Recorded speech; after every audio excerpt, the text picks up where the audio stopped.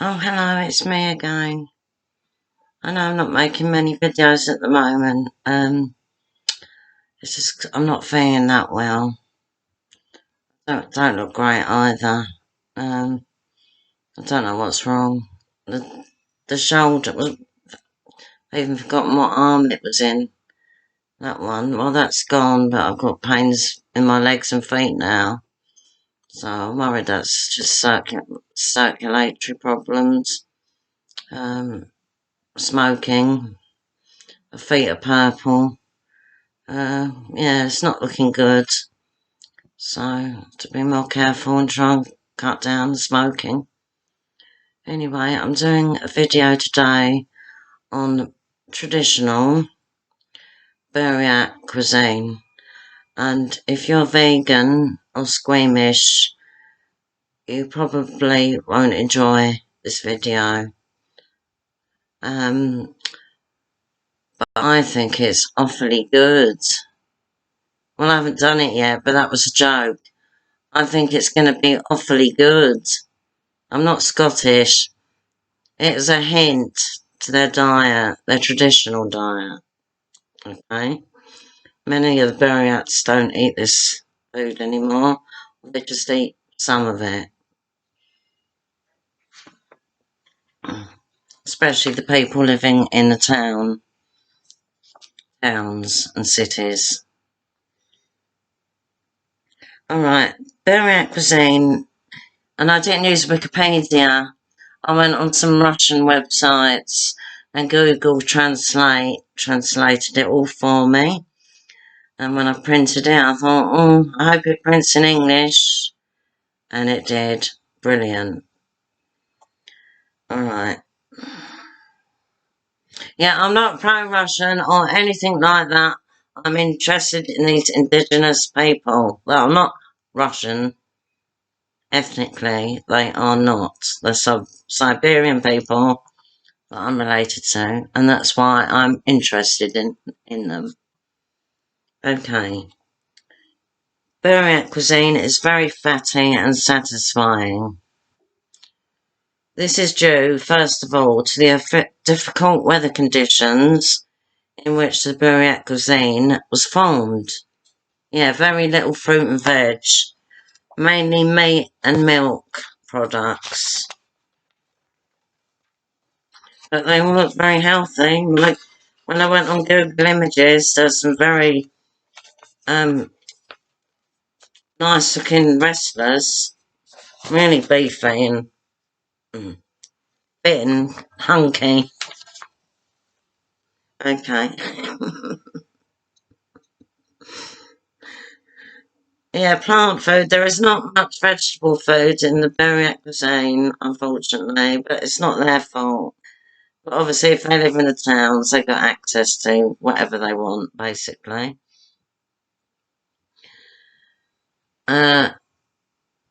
Basically, these are roots and greens, wild onion, field onion, wild garlic, they've repeated it twice, rhubarb and sorrel. Remember, rhubarb is a vegetable. It's only when you add sugar to it that it gets sweet. And rhubarb leaves are poisonous. And sorrel, they like that in Poland. You can get jars of it. I don't like it though, it's slimy.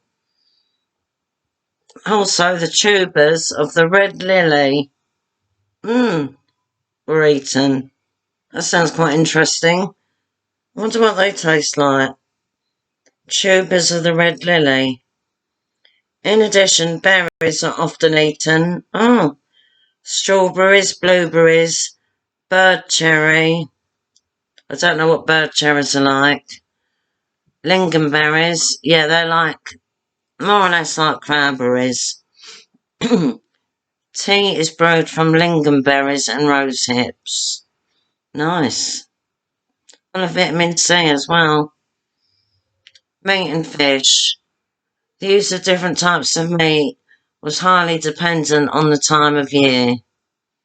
In the summer season, mutton, that's a sheep basically, mutton was traditionally used in the Buryat Cuisine.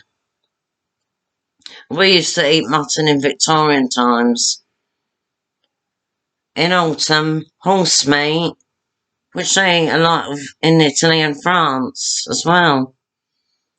Horse meat and beef in winter.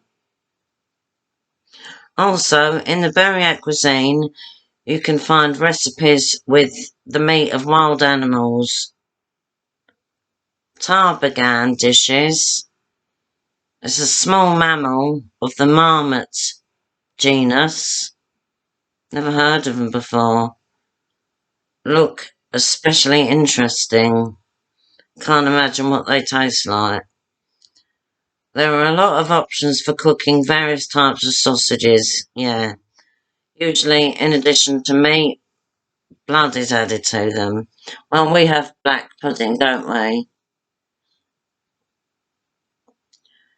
Of the fish, it is worth mentioning the recipes with bacon, no, not bacon, ommel separately. Ommel, it's a fish. It's very popular. They have it raw as well, like sashimi. The fact is that the Baikal ommel is endemic. What does that mean? A lot of.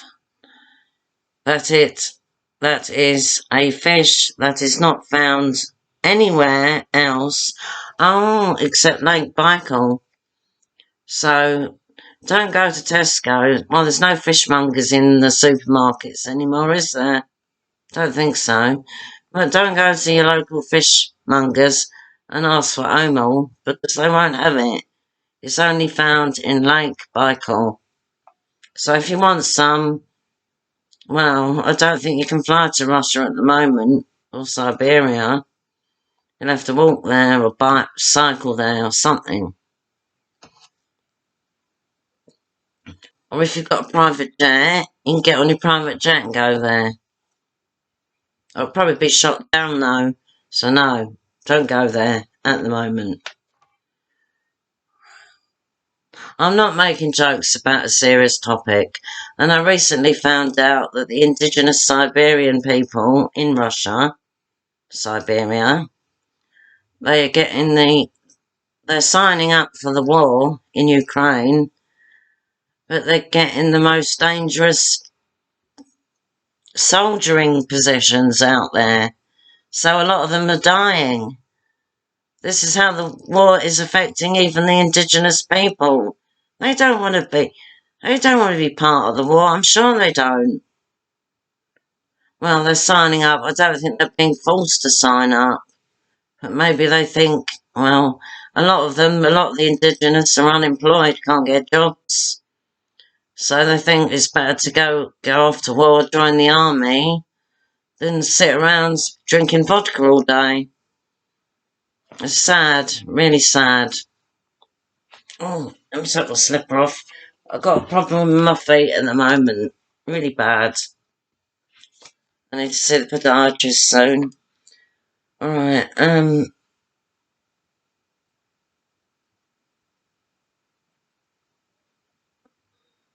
there are many recipes and techniques for preparing Baikal omal.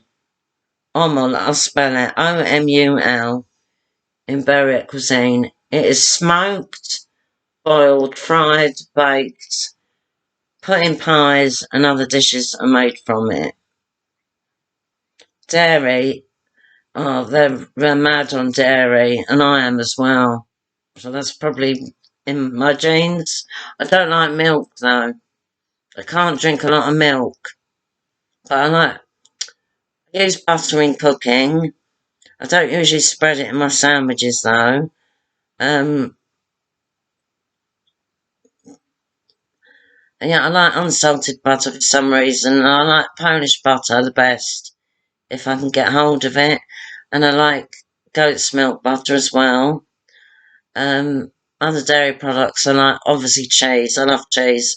The only cheese I'm not mad on is mature cheddar. I don't like it because it's sweaty. And it's not easy to grate either. And when you put it in something like on top of chili con carne or something. It just tastes like horrible, mouldy sort of smell. Taste. It's nasty. My favourite cheese is blue cheese. Love it. Buryat milk is considered a sacred product. So Buryat Cuisine has a large number of different dishes using dairy products. Not only drinks and cheeses, dairy products are used here as ingredients for soups, main courses, and even bread. Sounds quite interesting, actually. Curd is a traditional Buryat cheese. Wish we could get these Buryat foods in our supermarkets. It'd be good, wouldn't it? Aircon is the national Buryat cottage cheese. Erme, I know, I don't know how to pronounce these words, I'm just guessing. Erme, a dish of milk foam. Oh yeah, this looks really nice, and I might even try making it. It's like clotted cream wafers. Mmm. A dish of milk foam. In the process of boiling and subsequent cooling, foam forms on the milk. It's carefully removed, dried, and cut and served as a separate dish. Just like clotted cream, apparently. I love clotted cream. Urag. I like that word, urag. Is a dish prepared exclusively from colostrum. That's the first milk, isn't it? Milk obtained. It's so funny how I'm holding my booby, isn't it? Because I remember feeding colostrum to my son. Yeah. Colostrum, milk obtained within a few weeks after calving. Well, my colostrum came out on day 3, I think. Something like that, day 2. Yeah, day 2. It was the first milk. That's got loads of vitamins and stuff in it. It's really good for you. Alright, yeah, urag is a dish prepared exclusively from colostrum.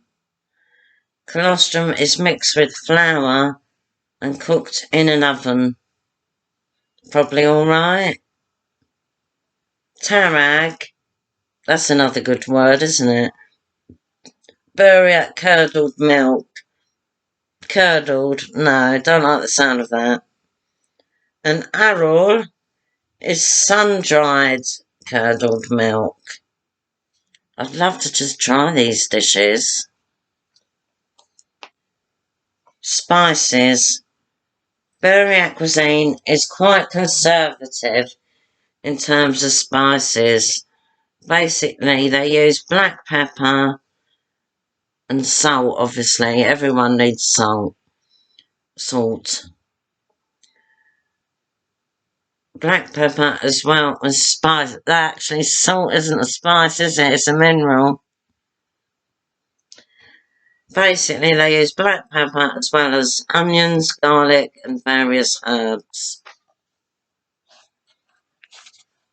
Sounds alright so far, doesn't it? I was going to read the other one. I might get time to read the other one. Yeah. Bread. Shanga is a traditional bread of the Buryat cuisine. Shanga is prepared from yeast dough in sour milk. So that would be like sourdough, yeah? Sharbin is a Buryat fried flatbread. That sounds nice. Stuffed with mincemeat. Similar to bellyash, but flatter. I wonder if that's like naan bread, like a keema naan. Who knows? Soups. Shulan is Buryatian noodle soup. I like the sound of this actually. I was thinking of making it. But where would I put the noodles? You can't just put them in a bowl because once you've cut them, they'll stick together. So you need some sort of pole to hang them on. And there's no room in my kitchen to do something like that. I could ask Gary to put some sort of pole up for me, but where it will go, I'm not sure. I'll probably start, knocking into it, banging my head on it or something. I'll have to think about that, because I'd love to make noodles. It's easy, but you need a place to dry them, to hang them. They can't all be clumped together. Alright. I love noodles, by the way. I'm mad on them.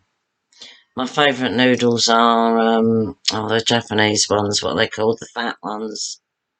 It'll come to me at some point. Buryatian noodle soup is the most popular Buryat soup. It's basically made with meat, lamb, onion, water, and noodles and green onions, which I think spring onions. Yeah. You have to keep skimming it, so it's nice and clear. Bula, or buhilia, is a rich broth made from beef or lamb, the front part of the carcass.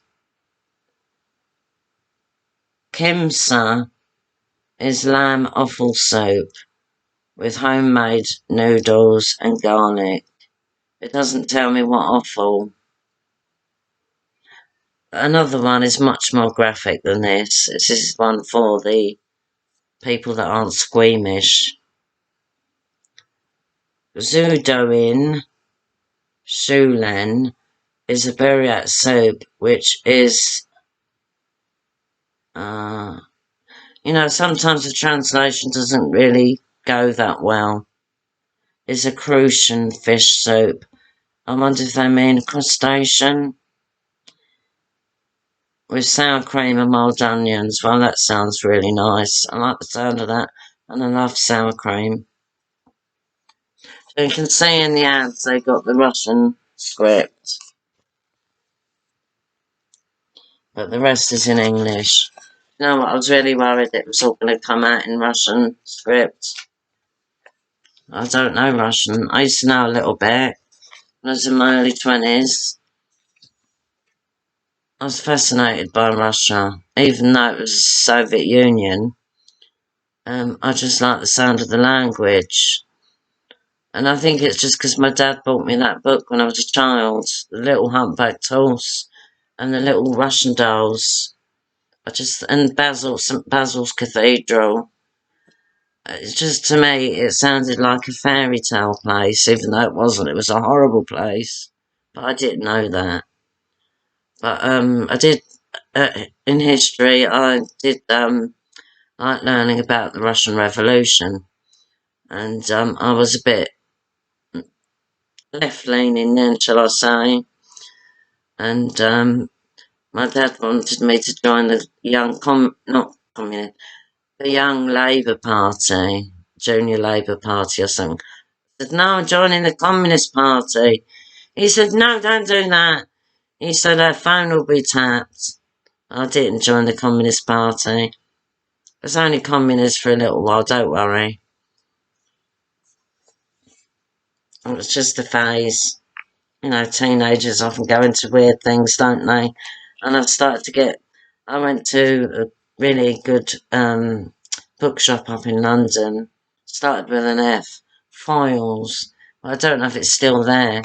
And I got all these Russian books to learn Russian, and a lot of them are really nice. They had pictures in and that, for beginners, And I got cassettes, and every night I studied Russian. I learned the Cyrillic or Kyrillic alphabet.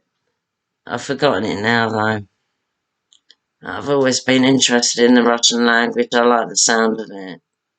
Polish is nice as well, but it's more flat. It's not Russian is more sing-song. Polish is flat. It's like a flat language, but I like the sound of Polish. So a few years ago I started learning Polish, but then it got really difficult and I had to stop it, unfortunately. Right, because I'm very interested in languages. It runs in the family, I think. My mum's multilingual. My sister knows Spanish very well. Well, she did a degree in it, and in linguistics. And she can speak some Portuguese as well. And she learnt Hebrew as well. And she wasn't fluent. She was fluent, quite fluent when she lived there. She soon picked the language up. So I think it's in her blood. I was good at German and French at school. I got fairly good marks. Yeah, I'm fascinated by languages, but it's hard work, and it's something you have to practice every day. And you have to learn the grammar. The thing with Duolingo, I think it's brilliant, but it doesn't really come with much grammar. And to learn a language, you can learn a language parrot fashion, but I think you need to know about that grammar. And if you didn't do very well at English grammar at your school, which I didn't do very well at, because I was in a low class for some reason, that didn't help. So I think if you want to learn a language and you didn't really learn a lot of English grammar at school, it's best to learn some English grammar first and then learn a foreign language. That's why the Polish got too difficult, because it all had to do with the sentence, where the words were, the subject, the object, etc. So if you want to learn a foreign language, make sure your English grammar is very good.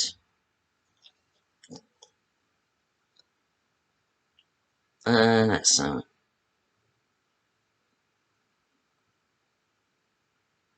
Sorry, I'm losing my track. I'm not feeling that great tonight.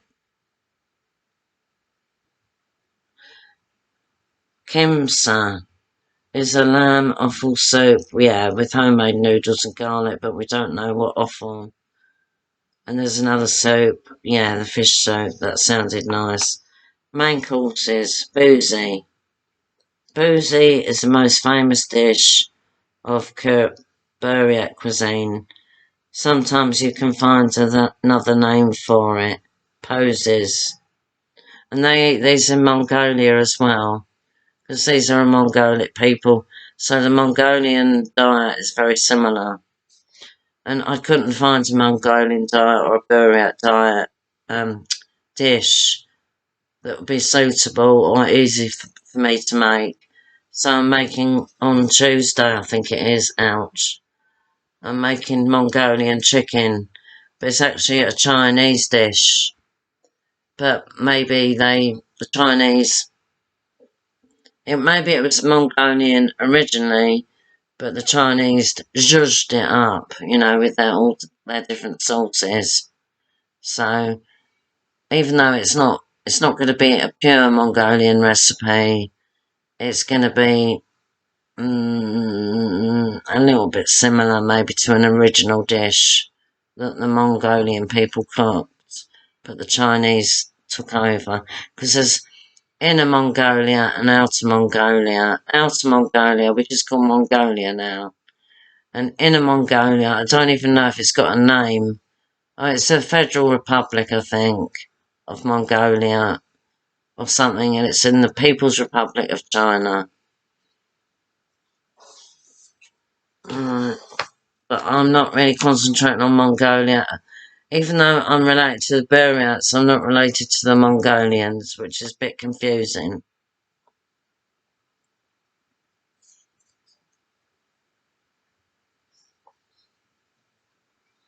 Yeah, these dumplings. Booze is a pastry, well, made from dough, stuffed with meat filling, similar to manti, which they make in Central Asia. And there are variations of boozy or boozer, where fish is put into the filling. The meat is usually minced, apparently, with onion. And it looks a bit like the pictures I've seen. I can't tell what size they are. Sometimes they look small, but in reality, they're probably a lot bigger. They look a bit like Chinese dim sum. And they look tasty as well. You can boil them, or steam them, or fry them in fat. Alright.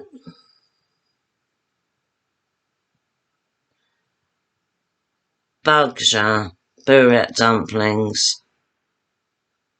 I don't know what shape they are.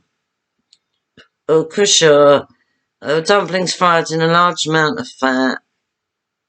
Dough bags with meat filling. I've seen pictures of them. They're like flat and sort of that shape. Oblongy and ovally. And they look crispy and nice. Tasty. I'd eat them. Definitely. Alright. Shanachan Zuhai is a hot Buryat dish made from flour and sour cream. Oh, I can't imagine what that is, just from that bit of writing there. It's a hot dish, but made from flour and sour cream. Is it a pastry? Considered a ritual Buryat food. Another name is salamat. Actually, it tells me more about salamat in here. So I'll just find it. It won't take long. Yeah.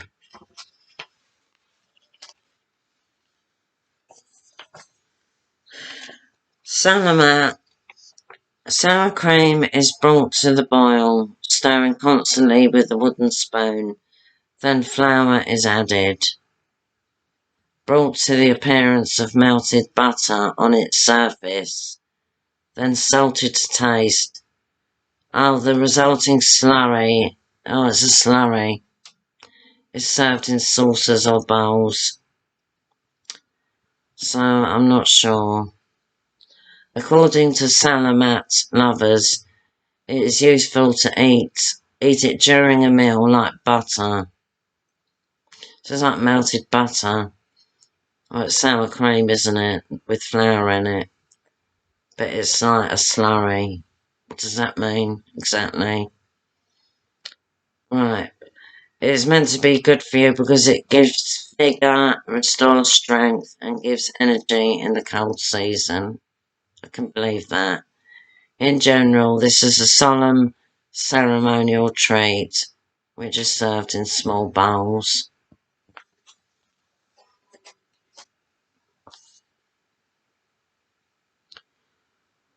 Koshkonog, I know this is a bit off-putting, is boiled rectum of a ram or a horse.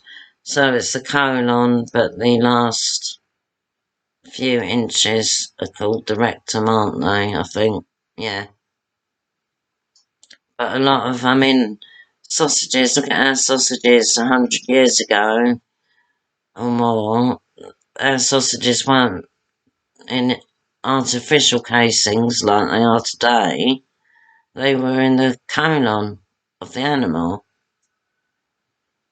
People didn't think anything of that. I've eaten sausages with natural casings, and it hasn't been horrible at all.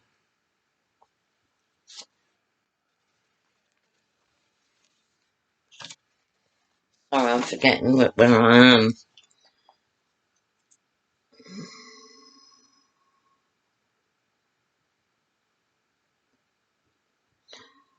Alright, Oreo mog, lamb offal, now diaphragm.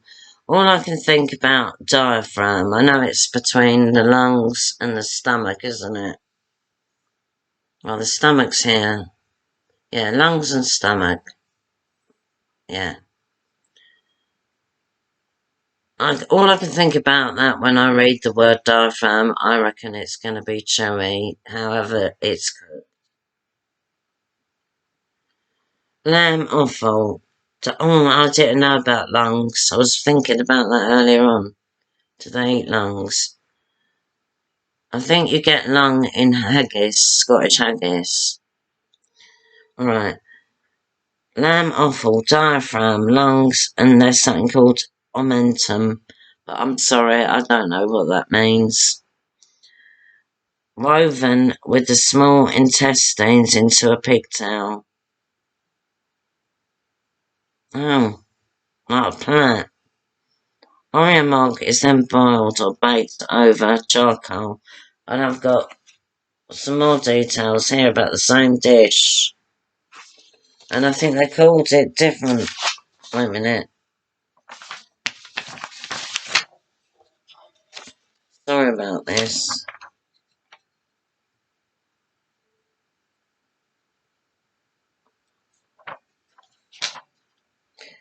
Yeah, they called it peritoneum, which I don't know. Peritoneum, what is that? And here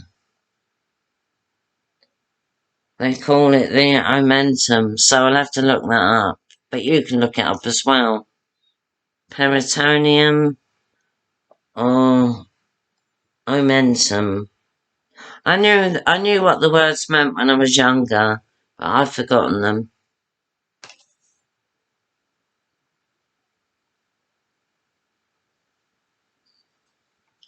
Dairy dishes.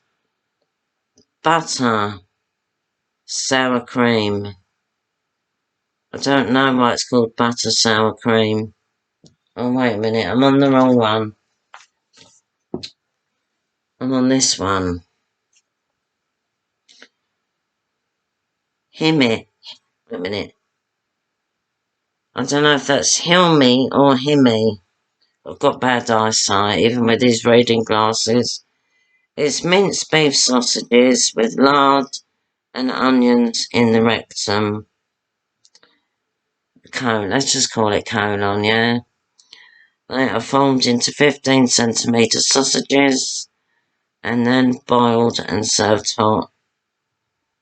I suppose I'd eat them. Colon's not that long. I can't remember how long it is. But the small intestine is very, very, very, very, very, very long. And it's only called small because it's thin. I don't think anyone eats the small intestine, but I might be wrong.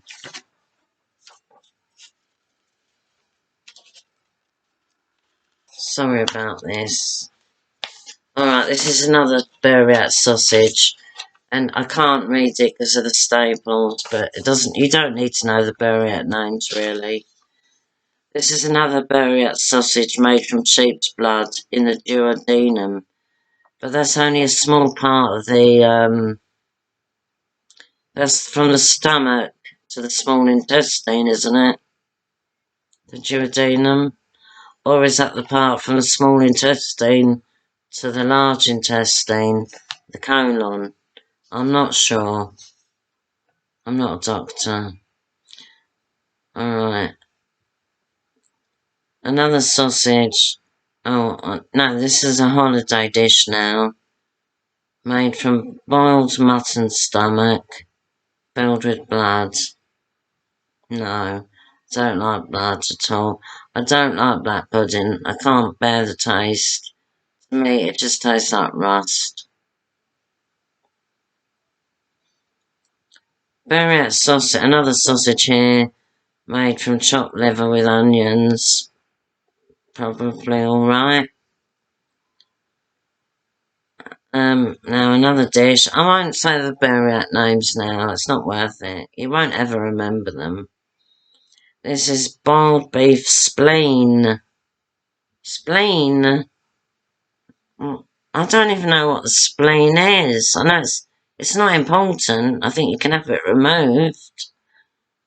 But how big is it? I think it's quite a small organ. I fancy not knowing what the spleen is. I'll never make a doctor, will I? I've got a cousin that's a doctor. She'd be horrified at me. You don't know what a spleen is? She was a pathologist. She's retired now. Oh yeah, she's got Buryat blood in her as well. I might send her an email. Alright. Boiled beef spleen stuffed with meat, lard and onions. And another dish is lamb kidneys. I used to like lamb kidneys, but you can't buy kidneys anymore. Lamb kidneys stuffed with onions and garlic. I like the sound of that. Another dish sounds really quite nice. Charcoal grilled mutton, mutton loin roll. Sounds very tasty, especially if you're a meat lover. I'm not a meat lover, but these dishes sound fine to me. Cook bashar is a Buryat dish of liver wrapped in that word again in an omentum and fried over charcoal until crispy. Another name is liver in a shirt. Korgog is an ancient dish that came to modern Buryat cuisine from nomadic ancestors. Ancient dish. Korhog is lamb stewed in its own juice, or fat, I think you would call it, on hot stones in a metal can. Traditionally, Korhog is prepared exclusively by men. That sounds alright as well to any meat lover. Alright, our binte igen is frozen horse. Why is it frozen? Frozen horse liver wrapped in visceral fat. What's visceral fat? And frozen. Is it defrosted first? Yeah, I think it is. Dambar is lamb giblets. Now, giblets are like bits of internal organs like kidneys and, I'm not sure, I can't remember. Lamb giblets fried in butter with onions and garlic. There's another recipe, but I can't pronounce it and it's very long. It's a Buryat dish made from lamb, tripe, and people up north like tripe, don't they? Or they used to. My mum loved tripe and onions. No, she liked tripe in a tomato sauce, Swiss way. I've never eaten tripe, I don't think. I don't like the look of it. Apparently it tastes like elastic bands. No. Lamb tripe stuffed with offal, in brackets, kidneys, liver, lungs, heart, etc. Sounds a bit like a haggis in a way, with onion and garlic. The scar, or the opening I mean, is sewn up and boiled. It's sewn up and boiled.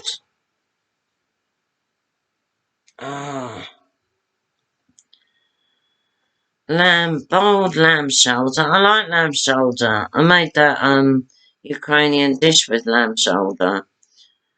Boiled lamb shoulder served with a bowl of broth in which it was boiled.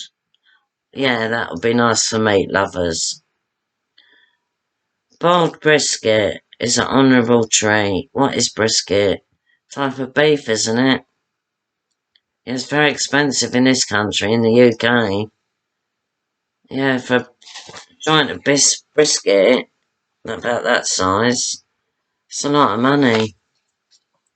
You don't get a very good selection of meats in a supermarket, do you? Not anymore. You can't find tripe. You can't find lamb hearts. You can't buy ox cheeks anymore, which I used to like cooking with. You can't find kidneys. You can't find these different types of steaks. It's very limited, really is. Yeah, too limited for my liking. And why waste all these animals? You rear them in the farms and then you butcher them and then most of the animal is just thrown away. Why not use more of the body parts, like the innards? I'm not talking about the brain, that would be dangerous. But what about the liver, the kidneys, the intestines, what else? Yeah, all the things that's been mentioned here. I'm not sure about the diaphragm though. Oh, and the sweetbreads. That used to be on the restaurants in the 70s, didn't it? In the restaurants. It's the thymus gland of the lamb, I think. Lamb. And it's tiny.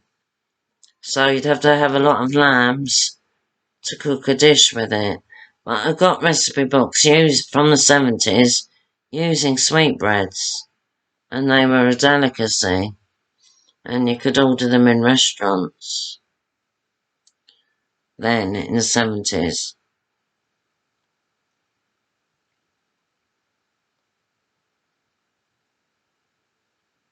Alright, this is boiled lamb head. And don't get too squeamish about this. Even in Victorian times, boiled sheephead was very popular. I think it was quite a cheap meal as well. So, boiled lamb head. In Buryat Cuisine, it has a rather symbolic meaning and is served to the most honoured guest or the most respected person at the table. It hasn't mentioned anything about eyes.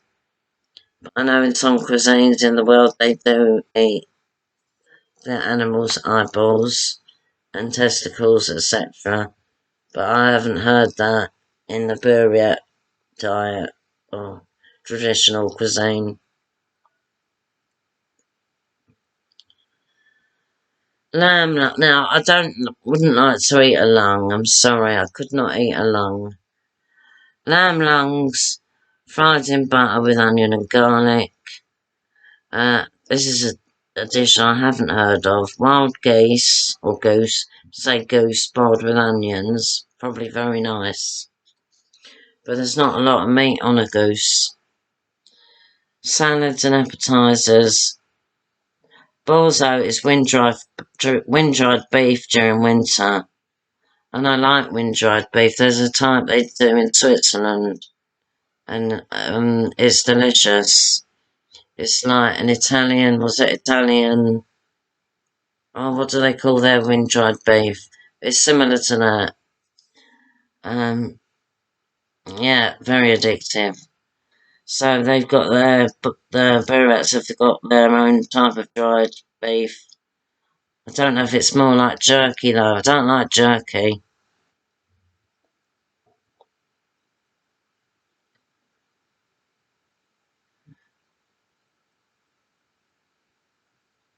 Yeah, this dried beef, unfortunately, probably is more like jerky. It is usually added to soups. That's a good idea though. If you're making a soup, you can use it as a crumb. You can put it in a bag, smash it with one of those like meat tenderizers that are heavy, and then you could add it as a garnish, a meaty garnish, and the soup will soften it up as well. Alright. Bourdon is another type of dried beef, and it's first dipped in dried beef, which is first dipped in heavily, I've got indigestion now, Heavily salted boiling water, then covered with flour, and after that it is hung out to dry. So you could take that out when you go on a long journey. Fast food.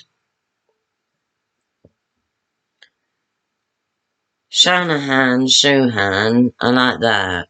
Shanahan Shuhan is a traditional Buryat black pudding made with milk, lard and onions. Well, it doesn't mention blood. It must have blood as well. Blood, milk, lard and onions. Yeah, I think so. Kushur. Meat pies. Oh, we've already mentioned that. Meat pies cooked in boiling fat, and they actually look nice. I've seen pictures of them. Dessert. Bouvie is a sweet, floury dessert that looks like brushwood. What's that meant to mean? And what is brushwood? Alright. Togunoi Bellini are traditional Buryat pancakes. Yeah, blini. Baked on greased cast iron pans. Sound nice. Many desserts are made from bird cherry, which I don't know what is. I can look that up. Ground, dried or fresh. Pies and cakes are baked from it. Mixed with sour cream or melted butter. Ermi is a simple Buryat dessert made from sour cream mixed with ground bird cherry. Yeah, that is a very simple dessert. I'd like to know more about this bird cherry.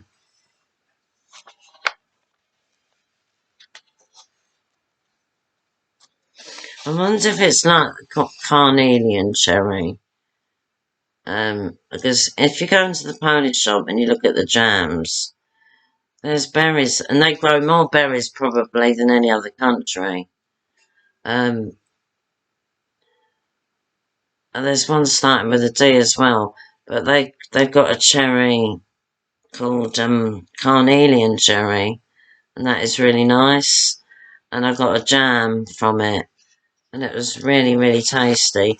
So it's possible that bird cherry is a carnelian cherry. Another Buryat dessert with bird cherry. The mashed bird cherry is mixed with sugar, cottage cheese, and crushed biscuits. Then, staple it. Then frozen, and then cut into pieces. I think you wait until it's defrosted before eating, I'm not sure. Beverages. The main drink of the Buryat cuisine is green tea. It is boiled twice. The first time with pure water, the second time with the addition of milk. Sometimes a pinch of salt is added to the tea. Souterrain sal. Buryat tea with addition of wheat flour fried in fat. No, I wouldn't want to eat that. Nogun sal is green tea brewed with milk. I don't really like green tea. No, I prefer black tea, what we have in this country mainly. I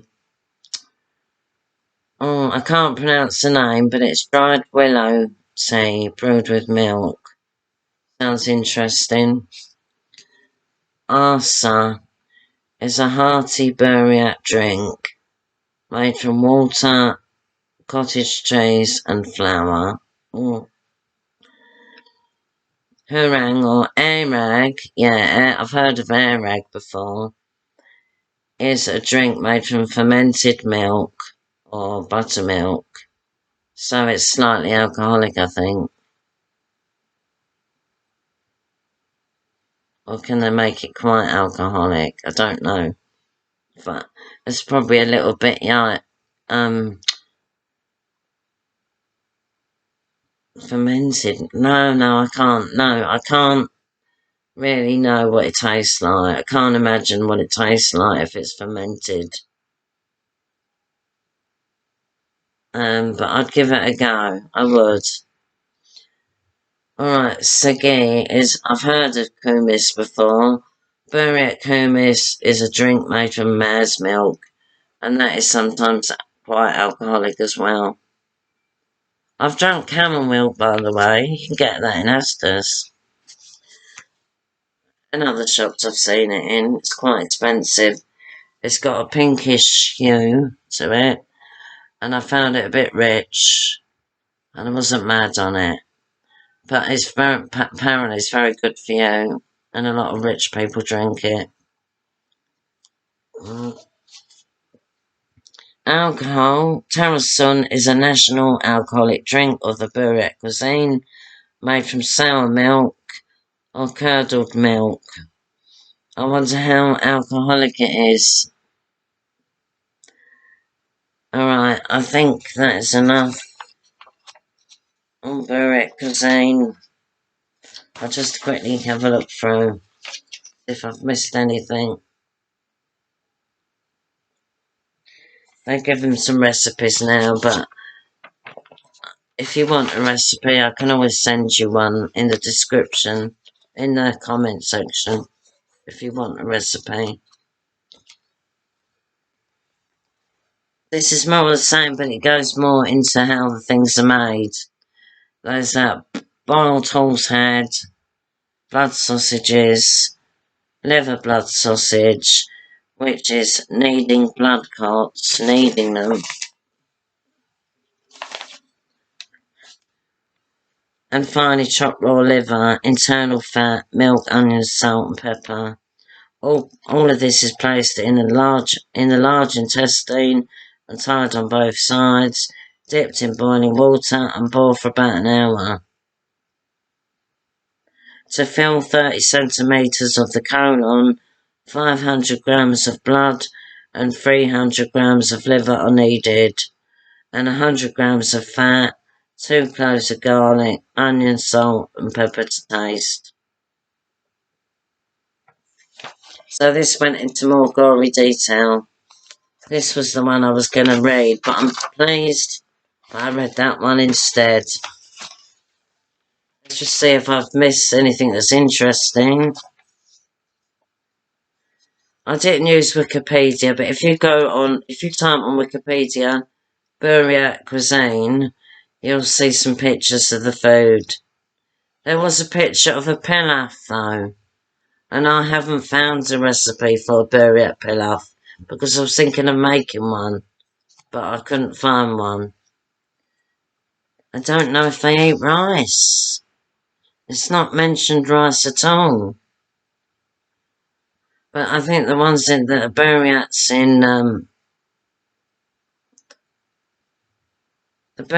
in China would certainly eat rice, definitely.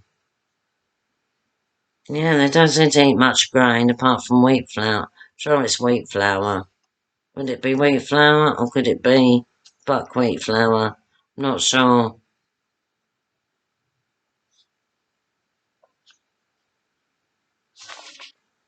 Just think if there's anything interesting. I haven't. Oh, kefir. So, the fermented drink, really, milk drink, is really like kefir, what we can get in the supermarkets now. It's meant to be really good for you.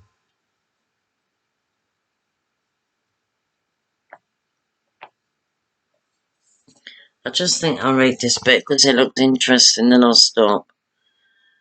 Kefir or tarag, arag, it's called arag now, or curdled milk is mixed with hot milk, put in a warm place. When used, sour cream, milk and milk are added, or one or the other. It can be diluted with water. Tarag is also a very high calorie and nutritious fermented milk drink. The right tarag is made from sheep's milk. For better fermentation, a thing is placed in it, like a silver spoon or a silver glass. It's interesting, isn't it? The invention of the leaven kairungi by M.N. Kangalov considers the food culture of the Buryats to be an important fact. Why? Basically, it is similar to bread yeast. Bread yeast. The history of its derivation goes back to ancient times when on the basis of folk experience. When they're talking about the leaven, they must be talking about the bacteria. Yeah.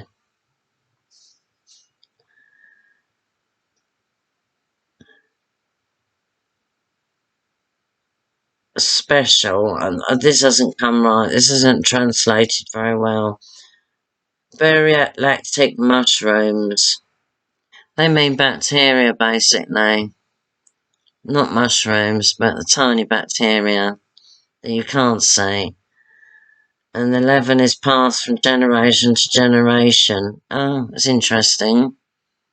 Where do they keep it? Oh, they must keep it in the kefir or tarag.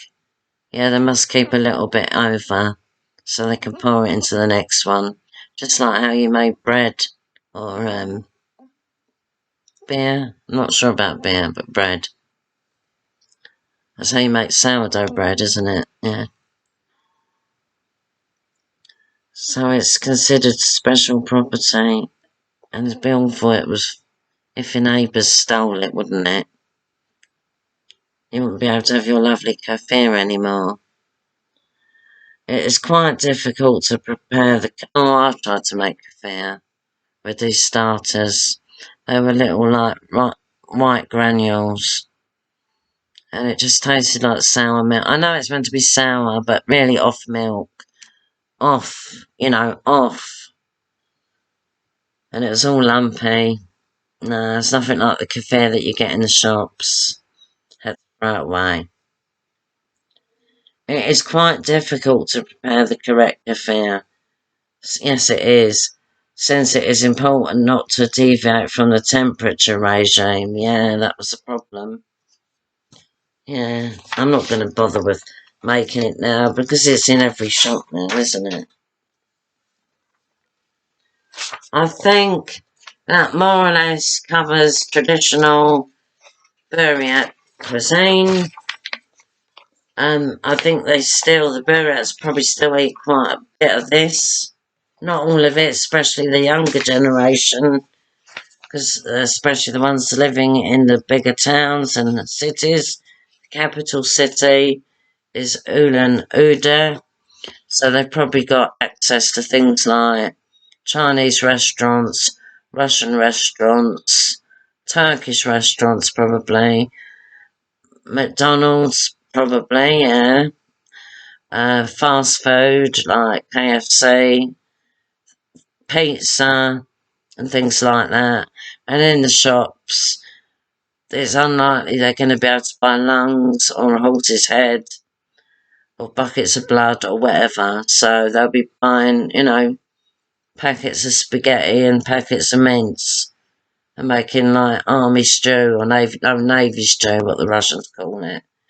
Just eating normal food, boiled potatoes with meat, stuff like that, what we eat in the West. But that's a traditional food. And they've been eating like that for thousands of years probably. So my next video is going to be a cooking video, and it's going to be called Mongolian chicken, but unfortunately it's a Chinese recipe. But I hope you like it, and I look forward to seeing you all,